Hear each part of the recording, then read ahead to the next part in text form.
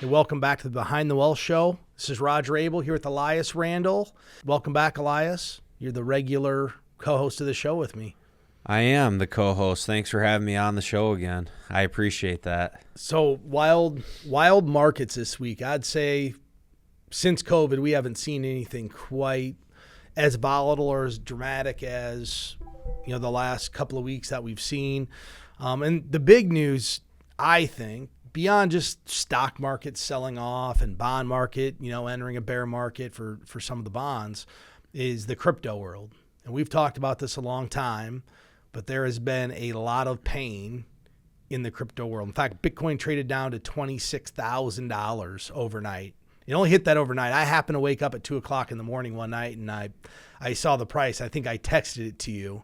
And it's trading back up around 30,000, but that's pretty big news to watch something that traded up to 66,000 down to 26 in pretty dramatic fashion. It is, and I actually watched an interview with a guy named David Miller. He's one of the founders of it's a company that runs mutual funds called Miller Value Partners, and he's a big Bitcoin buyer.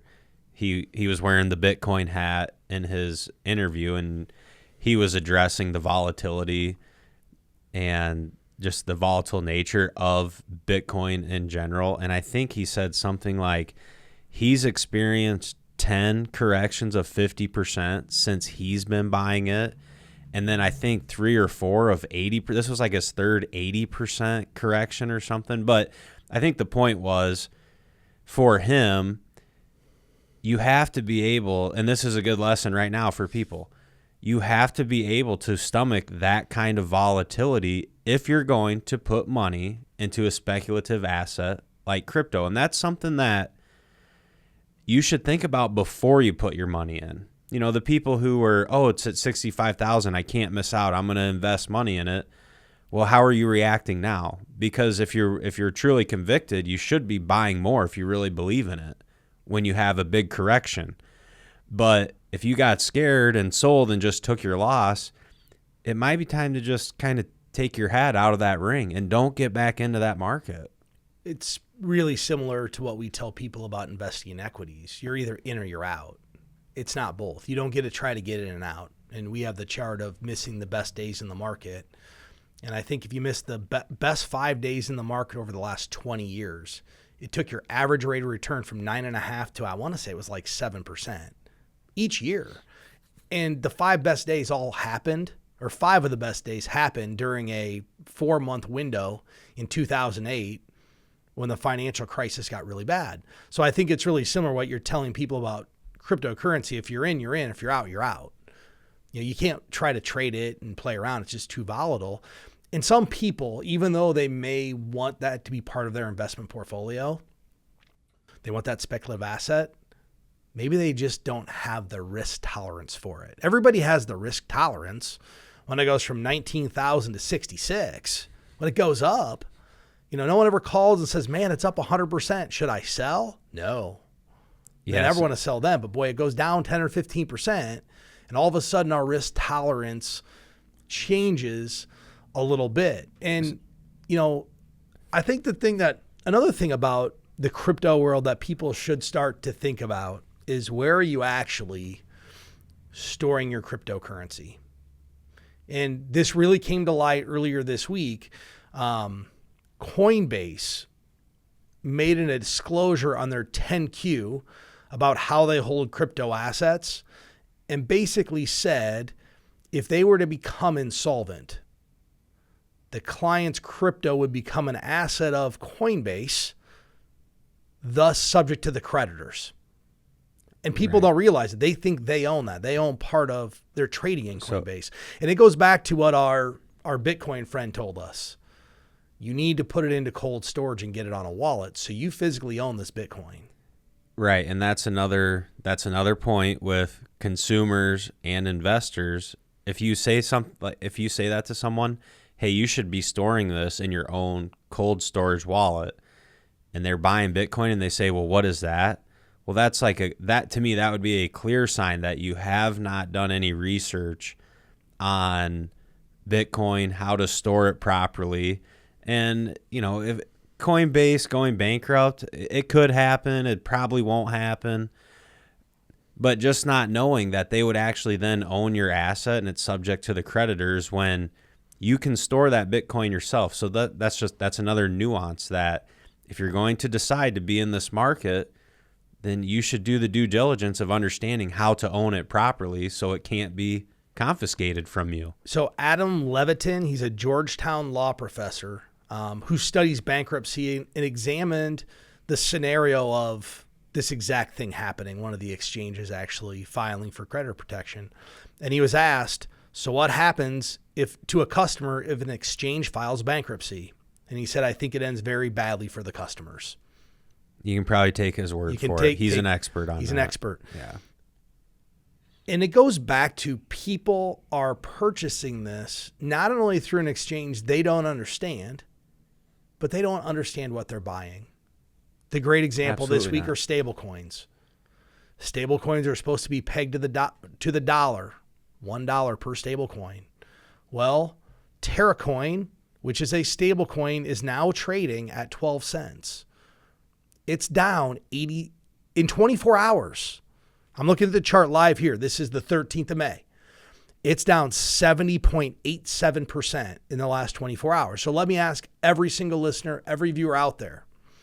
You were told this was a stable coin tied to the dollar, so you assume that's a safe investment. Well, let's replay this scenario. What if you had a money market account that the bank told you was a safe investment and it went down 70% in 24 hours? What would happen? There would be a run on the banks. There would be crazy. Absolute upheaval. So what I think is going to happen because of what's happened in the crypto world the last couple of weeks is we are going to start to finally see some mass regulation of the wild, wild west. Because right now, if you can go tell someone this is stable, it's tied to the dollar, it's 1-to-1, but it loses 71%, that's not true. And people bought this not understanding what they were buying. And so it's the stable coin being the money market equivalent of cryptocurrency. That is a major problem that one of them could lose 70% in value. Like that's not okay. That's not good. So they need to have, some sort of regulation and some sort of, I guess for me, and I think you can go back and look at our YouTube videos. I've said from the beginning, I understand some of these technologies and some of these different coins may be valuable and go up in value over time, but I'm pretty sure there's a video of me saying, if you're going to buy a stable coin, why don't you just keep your money in the bank? How many calls are you getting from clients about buying cryptocurrencies right now? I've fielded some conversations with people I know, but I haven't talked with any current clients about it. In full disclosure, we can't sell them. Like we don't sell crypto to clients. But, all of the small coins, if you're watching any of the price action, the small coins that were just copycats of other coins, they're all down 70, 80%. And I had a friend just ask my opinion, and I'm not predicting, this isn't a recommendation, but I said these small ones are going to zero. They're not worth anything. They have to stay relevant to have value. He tried to tell me that Shiba Inu was going to have value because of the Shiba universe and his metaverse. And I said, well, yeah, but you can have an infinite amount of metaverses out there. Why is it valuable? It's only valuable in one. And by the way, it's really just an in-app purchase. So why wouldn't I just use the dollar? Like we're still buying things with dollars. You can call it what you want. It still all comes back to what's the dollar value of it. So why won't we just use dollars? And I'm not beating up cryptocurrency, but too many people have bought this and have no idea what it is. Zero. It's similar to the .com. Hey, it's worth money because it's called a website. It has a .com behind it. It's worth something. It's not. Well, it absolutely is. And I know I'll probably get poked in the eye for this by listeners and people, but I guarantee it's like Tulip Mania too. It's something that it's maybe not exactly the same, but it's just something that has value that there's really no utility. There's no utility to it. And I do think it's a viable technology. There's going to be uses for it, but the trading of cryptocurrency, and I just watched this morning, I watched a webinar by JP Morgan. It's one of their cryptocurrency experts, and his his compelling reasons to buy crypto are this is his words. You can look at it as an equity investment into the technology. Well, then he also made a case about diversification and how you should buy all of these different coins so you're diversified, because then if 75% of them go to zero, hopefully have 25% that gain value. And then he kind of wrapped up the conversation, because then some people started asking, well, how much money should people put in this? And the answer was, you should only put as much as you're willing to lose into a strategy like this. And then he said, and you should really think of it as like a casino and gambling. So to me, that does not sound like an investment. That just sounds like purely speculation. Arguably, if you were betting $500 a week on MGM Grand, crypto's the same thing. It might be better off there. I don't know. But it is 100% the wild, wild west gambling at this point. But I think we're going to see regulation. We're going to see consolidation. All industries and businesses as they grow have some level of consolidation. All these little coins will either go away or they're going to get bought by some other larger coin as they try to create scale of some kind in some capacity. So, and it got me thinking. I read there's a blog out there called The Happy Rich Investor. And I think Doug Wagner on WMT brought this up to us the other night. And it was a really great article, actually. I think there's great insight to this. And it's the 3 questions to ask yourself in a bear market. And the first one is, did my belief change or just the price? The price. Well, if your belief changed, you maybe should have been invested differently. But you know what? People are allowed to change their opinion. You know, maybe you believe that XYZ was the best thing going, but if you change your belief system, it can't be all the time. But it could just be the price.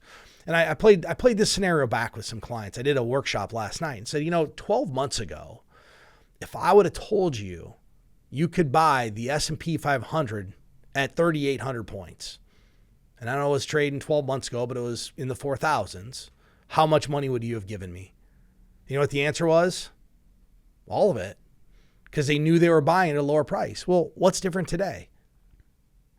Just the fear that it's going to get worse, the fear that the market's never going to go back up, just fear. It's just fear. It's not different. Is the market going to go up over time? There's no guarantees, but it's more likely than not that it will. Well, there's a lot of very compelling arguments that it will. I know I personally believe that. I mean, if we don't believe that, then where are we going to invest our money? There you go. I mean, let's be honest. The coffee can and the mattress. Yeah, and then you're losing your purchasing power right now of 8% a year. Yeah. I mean, that's what inflation is. So where are you going to put it? The second question, and this is great. I'm going to start asking people this. I'm literally going to ask this. Am I a tourist or a local? What is that getting at? Well, tourists leave when the weather gets bad. Okay, I got it. Yeah, I'm a local. Right. I am. I know I am. I'm a local. Hey, I like are there that one. tourists going to Phoenix in August? The answer is no. I have clients in Phoenix. And you know what they tell me? Don't come down here until about the first week of December, and you're good through about February. And after that, there's really no reason to come here. Too hot? We were talking about it. My client, they moved down there, I don't know, 5 or 6 years ago, and this client lives there. And he said, Roger, it's so hot in August, I can't golf. It doesn't matter what time I get up in the morning. I can't golf in August. Wow. He wakes up and it's 102 degrees, and it's 116 during the day. Can't get out of it. We don't realize it's like that there. We just think, oh yeah, it's beautiful, it's sunny, and it is, but it's the middle of the desert. And I'm not beating up Phoenix. It's great for 9 months a year. My aunt and uncle just moved there. I saw they're out biking. It was 105 degrees the other day. Ouch. So it's basically the opposite of living where we live in Iowa, where in the wintertime when it gets so nasty, you just stay inside and you can't leave. Well, so it's the opposite where it's 105, so you just want to stay in your air conditioning. Well, you just pick your poison. I mean, at least at 105, you have the option to go out and do something. You might just be really hot. Correct. In Iowa, going out and it's 10 degrees, I don't even know if it's an option to really hang out outside. Not fun. Not fun. But that was a good analogy. Are you a tourist or are you local? Local people stay the course. Most long-term investors are locals. I'm going to start using that question. One too. Are you a tourist or are you local? Yeah. And the third one is it crashing or is everything on sale? And it I depends. believe everything's on sale. I'm not saying that it's not going to get any worse, but right now it's a sale. It could be asset class dependent. And let me just throw this out True. there. You can go look at and this is not a recommendation. I'm just going to use a company like a Peloton or Zoom Video. Zoom Video at one time was worth more than Exxon. Zoom Video worth more than Exxon on a market capitalization basis. Today, Exxon's 13 times. I'm not sure Zoom Video will ever get back to be larger than Exxon from a market capitalization standpoint. COVID play went through the roof. Very possible that it doesn't. So I think if you're looking at individual stocks, you have to say, hey, is this individual stock, is this a crash or is it on sale? If you look at the broad market, I would tend to say that most things may be on sale compared to 12 months ago. Is crypto on sale or is it a crash? I have no idea. There you go. We don't know. But I think you have to look at it that way. And we talked about this in the previous show. You know, when Kmart rolls out the blue light and it starts bouncing around, I'm going to go. Am I going to get it the lowest price possible? I don't know. You know, I go into Von Maur, I go to the sale rack, and the Peter Millar shirt I like that's regularly $98 is on sale for $62. Am I going to not buy it because I think it might go to 42? No, I'm going to buy it because I see relative value. It's the same with the stock market. Yep, it could go lower, but if I'm in the market to buy stocks, which most people that are still in the accumulation phase are in the market to be acquiring stocks, why do you care if it goes a little lower? You shouldn't care. That's if you see relative value. I had a conversation with a customer yesterday. Asked what he should do. I said, you need to max out your Roth today. He goes, no, I want to wait for it to go back up a little bit. I go, why? You're going to buy a worse price. Yeah, waiting to go back up. I go, that doesn't make any sense. Yeah, if you're going to do you're 37 years old, you're going to make a Roth IRA contribution. Why does it matter? Do it today. But his answer is, I want to wait to see it come back a little bit before I buy so I don't lose more. Yeah, if you said to me, I want to wait and see if it goes down more, I can get with you more there. But I don't believe you can time the market, so I think you should just put the money in. This is a great opportunity for people to potentially, who are accumulating and have 20-year time horizons. Think about 2000. Year 2000 is 20 years ago. Markets are crashing. How'd you do if you invested after the market went down and you just held it for 20 years? Pretty good. Very good. At that time, you didn't feel like it was a bargain.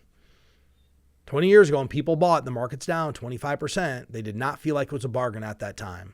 So, Elias, let's just think back. How many people, if I said, hey, today, I'll give you the price from 20 years ago on the S&P 500, who would say no? No one. I would say all my available cash. Okay, then let's think about it. At the time 20 years ago, would you be like squeezing it for 1 or 2% either way, thinking you're getting a better entry point? No, you just do it. And it's the same thing today. I want it even for 10%. I want it squeeze it for 10 or 20. I would just take it. You talked about it on our radio show on Tuesday night, on our live call-in show. What's the number one thing people can do right now? Increase your contributions to anything. It doesn't matter what it is. Oh, you're going to you're doing Roth at $500 a month, but really you have the cash to do it now. Do it now. Roth conversion. Do it now. Yeah, do it now. If it's your 401k, do your 401k. I will caution people though, just because of what you were just talking about, how there are a lot of individual stocks that their price has come down so far, 60, 70%. And when we're talking contributions and buying, we're talking a diversified portfolio, mutual funds, ETFs, even just the S&P 500. But if you're going to try and get cute and say, well, I'm going to buy this stock because it was worth this much last year, that strategy may not work, because there's plenty of companies that may never get to that price again, especially if they're a non-profitable technology company. Truth be told, if you're not working with an advisor, you're missing out on value. Just the bottom line. That is, yeah. That's what an advisor is going to coach you on. I don't believe most individual investors should buy individual stocks. They're not smart enough to do it. They can try to research few. and they think they are. There's very few people that should be buying individual stocks unless you have a level of conviction because you use it. If you buy a stock because you think you're going to make money, you really think you're smarter than the analysts on Wall Street? The people that do it every day. I do. You think you can pick it better than you think you can pick better than them. And I want people to think about, what is a mutual fund? It's ran by a bunch of smart guys who over time, for the most part, 80% of the time, they don't outperform the index. So most investors who are doing this themselves should just be finding an appropriate index for their risk tolerance and buying that. Not going out trying to pick XYZ stocks. It was down 87%. You're going to end up being like my client, actually not my client, the prospect that came in here who from 2015 to 2019 lost 91% of his portfolio in his 401k because he was buying bankrupt coal companies based upon the price. He was literally, he's like, well, I get all these shares. It's 13 cents. He was buying them while they're going bankrupt. It's not a made up story. Casey and I were looking at it, we're like, the guy told me he was down 91%. I worked with his mom. He called me, I'm down 91%. I go, that's impossible. A monkey could have taken a dart, thrown it at the board, and it's impossible to lose 91%. And I had a call. I said, whatever you're doing, just stop and put it into, go to your 401k, find a target date fund, just whatever's available. And what he'd done is he'd open a brokerage window in his 401k, directing all his cash there, and he was finding stocks that had the lowest share price. And I figured it out because I told him to buy an ETF and is just a standard S&P 500. I'm like, just put it in here for now until I figure out what's going on. And he calls me back. He goes, man, the price of that's really high. I go, time out. I go, how are you picking these companies? He goes, well, I'm buying the ones that have a really low share price because I get lots of shares. And then I started peeling the onion back. They're all bankrupt coal companies. And that's what happens with people that think they know what they're doing. They hear, oh yeah, it's on sale. It's down 98%. How can it lose? It's down 98% for a reason. Yeah, TerraCoin's down 70% for a reason. Yeah. So anyone listening, the takeaway from the conversation right now, buying stocks on price is not an investment strategy or a trading strategy. No professional analyzes a stock and says, oh, the price is cheap, I'm buying it. Yeah, they look at the price compared to the earnings. Yeah, that's one metric. Yeah, price is part of it, but what the price of the stock is totally irrelevant. So, do you know what you could have bought March 1st of 1985? Do you know what one share of Berkshire Hathaway was worth? And when, 1985? Yeah, March 1st, 1985, what one share of Berkshire was worth? I'll throw a guess, 30,000. $1,860. $1,800? And it's grown to... And at that time, you know what people said? It's too expensive. Yeah, the price. It doesn't matter. It's the performance yeah. of the company. Why doesn't Warren Buffett pay a dividend? Do you know? Because he wants to reinvest the money. He knows he can invest your money better than you can. Right. That's why he does that. But I think that's a good lesson. You shouldn't be buying based on... honestly, it's why I discourage individual investors from buying individual stocks. They don't know what they're buying. They don't know what's in the rest of their portfolio. I have a new client. He owns the Shelton NASDAQ Fund, VGT Vanguard Information Technology, the NASDAQ 100, the triple Qs, and then guess what his top 10 holdings are on the individual stocks he purchased. He did all this himself. Thought it was super diversified. Yeah, they're probably the top 10 in the NASDAQ. Facebook, Apple, Netflix, Google, Amazon. I'm like, so he owns the same thing 4 or 5 different ways. So you put $400,000 into all the same stuff. Well, I didn't know. Yeah, exactly. You didn't know. You should have asked for help from somebody. Just people think they know what they're doing. They don't. Good example. They don't have triple Qs and 401ks. I don't. Well, guess what everybody would have put their money into at the end of last year? Oh, yeah. Triple Q flow would have been way up. Yeah. They go through and look, hey, people pick based upon how it did in the past. Well, this thing's done awesome for the last 10 years. And now it's down 30, 40%, way more than the market. That's why if you look at 401ks, most of the options are just plain vanilla. Target date fund, S&P 500, bond index, stable value, not stable coin. Stable value. Stable value. Yeah, well, in the companies, so like on a 401k, they do have some like fiduciary liability. That's typically why the options are very vanilla, but that doesn't mean they're bad. If you buy those index funds that are offered in the 401k and hold them for a long time, it may be boring, it may be a vanilla way to invest, but you're going to enjoy it. Keep yourself out of your own way. They are trying to protect you from your whole portfolio imploding because you picked the wrong fund. If you think what that 401k fiduciary really is doing, their job's to protect you. What's in your best interest? Your best interest isn't having a technology fund in there. My mom is head of HR for a company here in town. They have 1,000+ employees, something like that. And she has this one individual who always comes to her and says, why can't we have a sector fund in here? My mom will ask me about it. And he wants all these things. He's a savvier investor. And my mom says, what do you think we should do? And I don't do their 401k, full disclosure. I don't do business with family. I said, well, Mom, here's why you shouldn't allow that. Because you're protecting them from themselves. I said 90% of the people in that union don't know what they're picking. So, right, the one guy who knows what he wants to do and knows how to do it, he's the safe person. The other 99% of the people would potentially blow their situation up. You put in a biotechnology sector fund because one guy wants it and they all pile in. Guess what? Was it in everybody's best interest? Not necessarily. He told my mom they wanted to have the Roth option and Roth conversion option in there. My mom asked what I thought. I said, yeah, that's probably a good idea. Like, there's no liability there for you.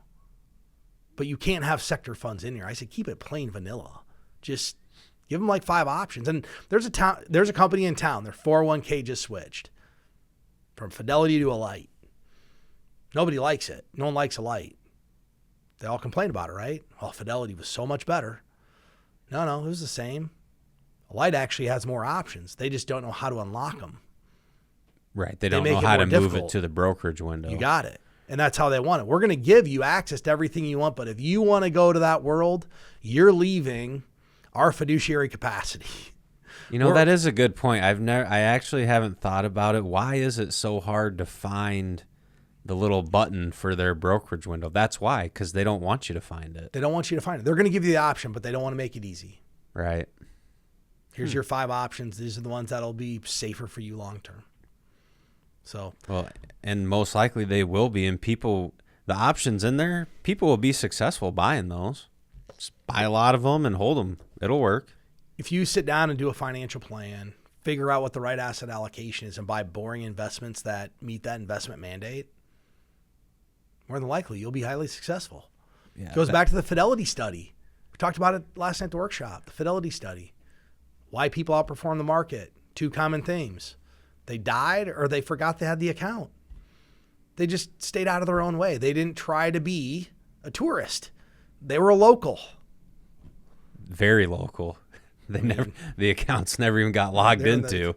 No one was looking at it. No one cared. Well, okay. Since 2001 to 2021, if somebody invested $10,000 in 2001, signed up for online access, and they didn't have an email account, so they never got a statement, never did anything, never turned on the news, forgot they put that money in there, never did anything different. The 10,000 turned into 61,000. It's a 9.5% compound rate of return. I'll go for that. That's what everybody wants, but we all get in our own way. Do I need to make it? What do we need to do? Do we need to make a change? Probably not. Not if you have the right asset allocation. Markets ebb and flow. They go up, they come down. So with that said, I think my closing remark for the show is ask yourself, are you a tourist or are you a local? I'm local. With that said, thanks everybody for listening. We'll get you next time.